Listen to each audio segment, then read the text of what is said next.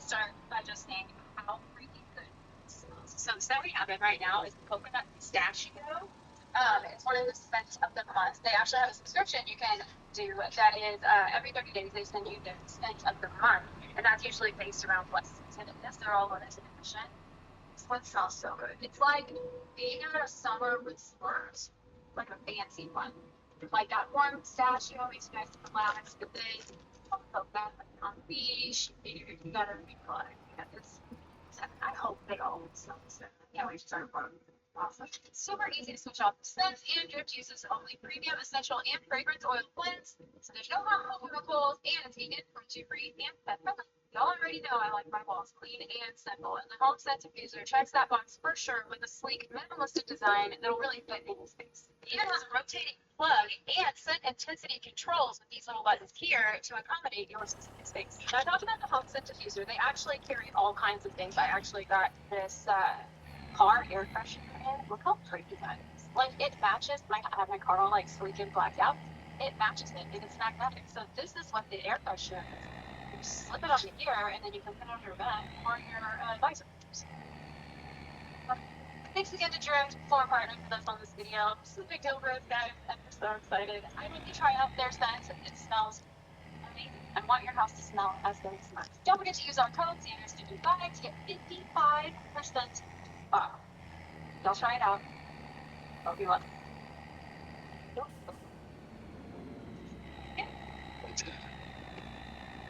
Did you say pool?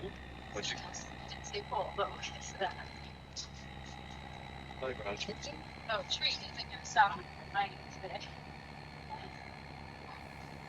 Double pens. Look how happy. Oh, that'd be good. Okay, so I need to go to Walmart for a new trash can for our bathroom. So that's how she said. Yeah, tell them why we needed a trash can. We have poop in our house, guys. Anyway. It was full of vomit. We went through a rough few days a couple weeks ago. Anyway, I got a little too minute. I went and got a trash can. We needed that. And I was smelling that scent all day, which is that coconut pistachio. And it was making me want pina coladas. Did you like pina coladas? So I got stuff to make pina coladas. And then I saw these really cute cups. And I don't have like a real good excuse. I just thought they were cute. And we can buy pina coladas. And then that made sense and been great. And then they have the summer stuff out right now. And they're really cute. They had these cute like beach pool towels. We need new ones for like Brv Rp Beach. And they were really cheap. I think they're like $11 or something. That's not cool. Hang on. What? This video is brought to you by Walmart. I'm just explaining my trip. Yeah, we just. And then the other day we went to get watermelon. Clint's talking about the way he makes watermelon. So it's both wetting and yellow. But there weren't any that had both. So I got one of each to see which one. Solid settle melons. So to see which one makes. Oh, okay. So why? Gosh, yeah. A science experiment. Yeah, I want to Call you.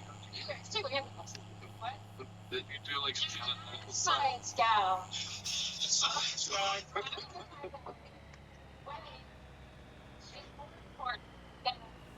Yellow. Yellow. What is what? I know, one means juicy and one means sweet, I think. One means juicy, and yellow means sweet. So we're gonna have to eat 2 full-size watermelons? No, we'll just cut them up, and then we'll take the rest of them tomorrow. I mean, Okay. they're not gonna complain about fresh watermelon, right? Yeah, Give them a treat. that is a freaking stretch marks, dude. We're gonna have 2 kids, okay? So then after I got these, I was like, well, we can sit and put our feet in the pool that I got. You remember a couple years ago when we got Roger a pool and he loved it so much, like those little plastic cubes. Yeah. I got one of those. And I figured we could sit with our feet in it while we have our feet bottoms. And then we might roll girls, so I got stuff saved. And that's my Walmart trip. I mean, that's a solid plan. That all sounds really good, actually. It was a long day. I could go for a smash burger and a pizza colada and put my feet in a little redneck pool. Redneck summer has begun. Redneck summer.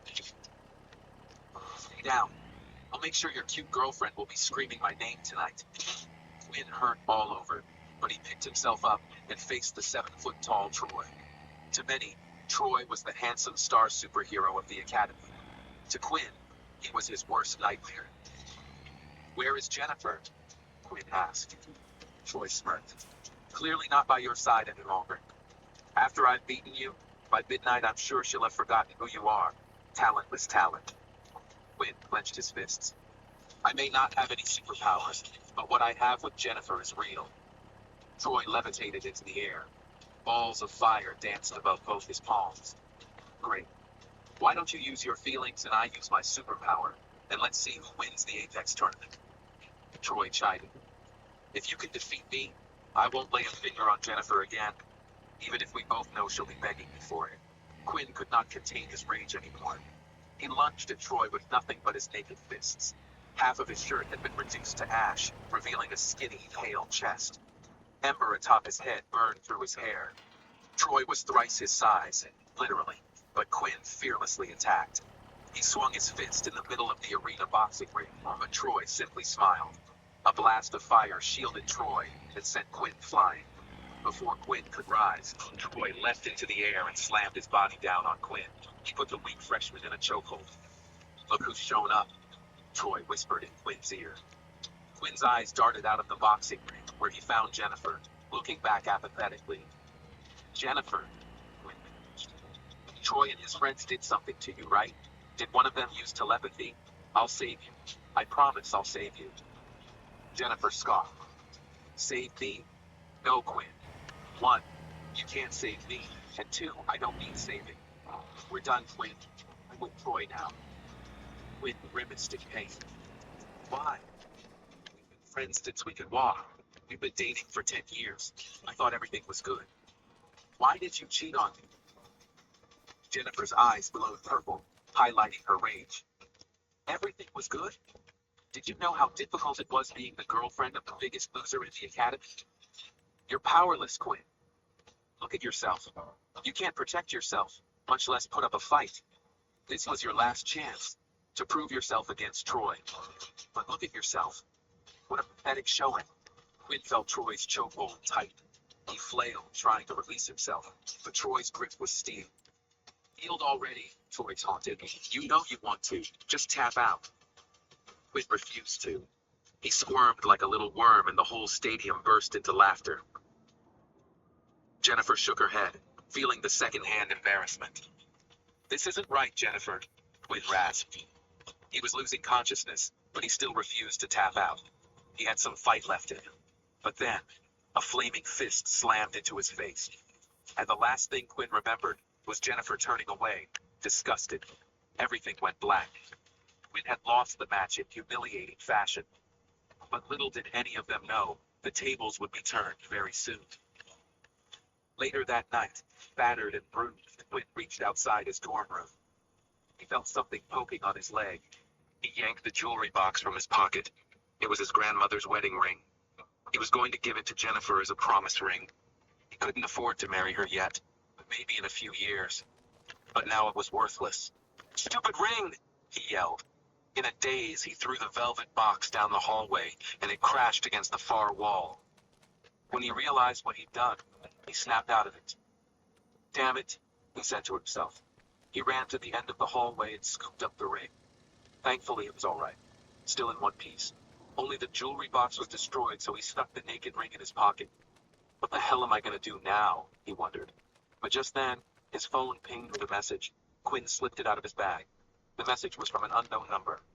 To Quinn Talon, from ISA Base 039G. You have 24 hours to pick up your belongings, or they will be incinerated. Summer has begun. Redneck summer. I love it. Officially here. I would rather go to my backyard for people than a public pool with a million people. And next time, okay. Okay, sweet. So, got the watermelon, fill up the pool, grill burgers, baby coladas, all that. American flag bikini. Oh, American. Did you really get an American? Aw. I did buy a swimsuit, but I didn't do it. What?